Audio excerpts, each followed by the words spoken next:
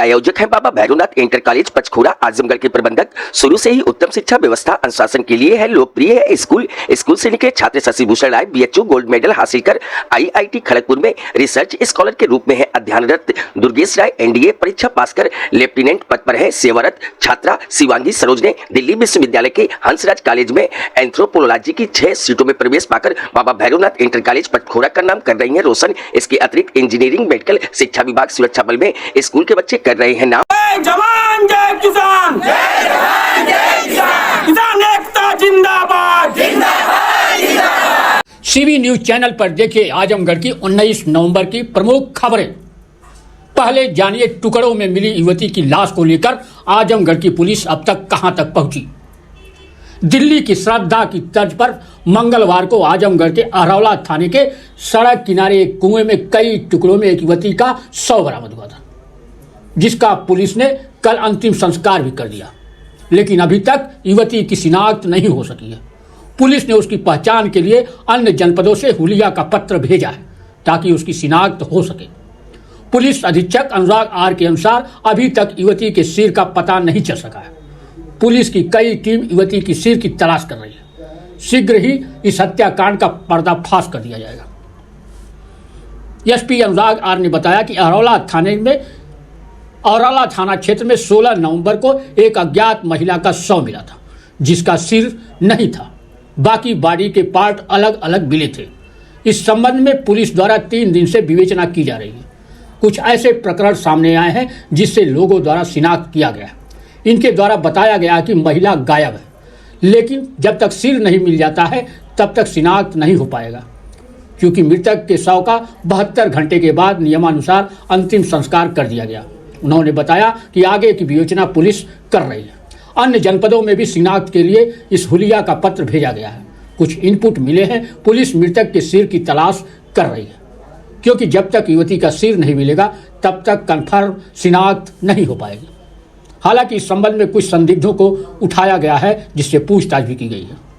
थाना क्षेत्र अरौला में 16 तारीख को एक अज्ञात शव महिला का मिला था, जिसके सिर नहीं था और बाकी बॉडी पार्ट्स अलग अलग बरामद हुए थे एक कुएं से।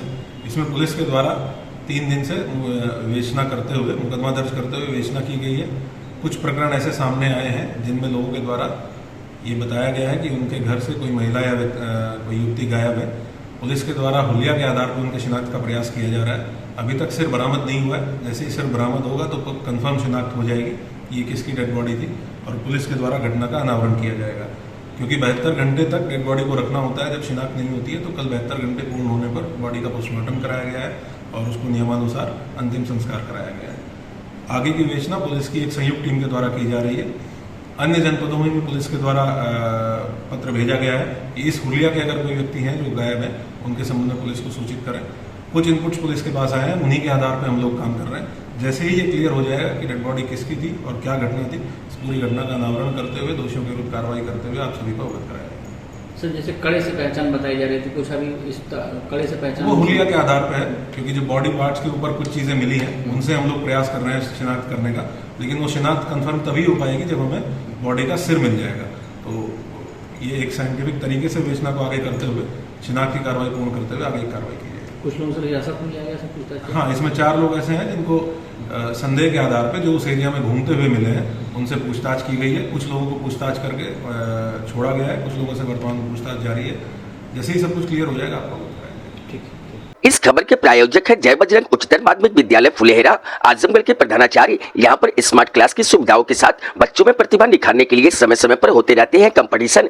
पढ़े बेटियां बढ़े बेटियां नारी के साथ सर्व शिक्षा अभियान के तहत 15 मार्च 2023 से शुरू होगा नया सत्र। नए सत्र में प्रवेश के लिए अभिभावक अभी से संपर्क करें। जय जवान जय किसान, जय जवान जय किसान, किसान एकता जिंदाबाद जिंदाबाद जिंदाबाद। अब देखिए मंदरी एयरपोर्ट में मकान और जमीन बचाने के लिए किसान आंदोलन के 38वें दिन का क्या रहा माहौल। 38वें दिन किसान विजय दिवस मनाने के साथ ही सभी किसानों ने संकल्प लिया कि जमीन अधिग्रहण करने का सपना जो ये सरकार देख रही है उसका यह सपना पूरा नहीं होने देंगे। लड़ेंगे तुमसे कदम कदम पर, किसान एकता जिंदाबाद जिंदाबाद जिंदाबाद। जय जवान जय किसान, जय जवान जय किसान, जय जवान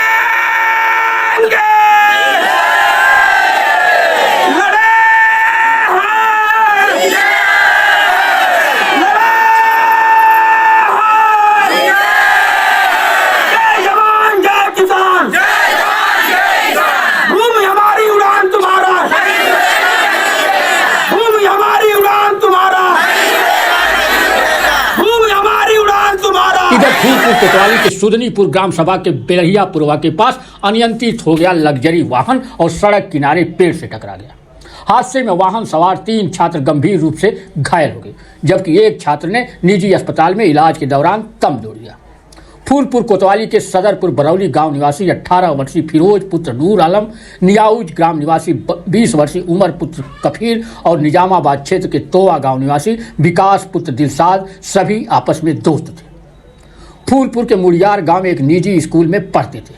तीनों सुबह कोचिंग करने के लिए घर से निकले थे। दिन में लगभग 11:15 बजे तीनों लग्जरी वाहन में सवार होकर किसी काम से शाहगंज की ओर निकल गए थे। वाहन जैसे ही सुदनीपुर गांव के बेलहियापुरवा के पास पहुंचा, तभी अचानक अनियंत्रित होकर सड़क किनारे चिलबिल के पेड़ से वाहन टकरा कर खेत में चला गया। हादसे की आवाज सुनकर आसपास खेतों में काम कर रहे ग्रामीण भागकर मौके पर पहुंचे। आनन फानन में घायलों को वाहन से बाहर निकालकर नजदीकी अस्पताल में भर्ती कराया। इलाज के दौरान गंभीर रूप से घायल विकास की मौत हो गई, जबकि अन्य 2 छात्र घायल हैं जिनका इलाज चल रहा है। इधर आजमगढ़ विकास प्राधिकरण ने बिना नक्शा पास कराए भवन का निर्माण कराए जाने पर 3 निर्माणाधीन भवन को सील कर दिया। शहर के बवाली मोड़ के पास प्रेम लता पत्नी छोटेलाल गुप्ता, आरिफ और मनीष के अवैध निर्माण को सील कर दिया गया है। एडीए सचिव के अनुसार तीनों व्यक्ति एडीए से बिना मानचित्र पास कराए ही ग्रीन बेल्ट में अनधिकृत रूप से निर्माण करा रहे थे। ऐसे में नगर कोतवाली पुलिस बल के सहयोग से तीनों अवैध निर्माण को सील कर पुलिस अभिरक्षा में सौंप दिया गया है।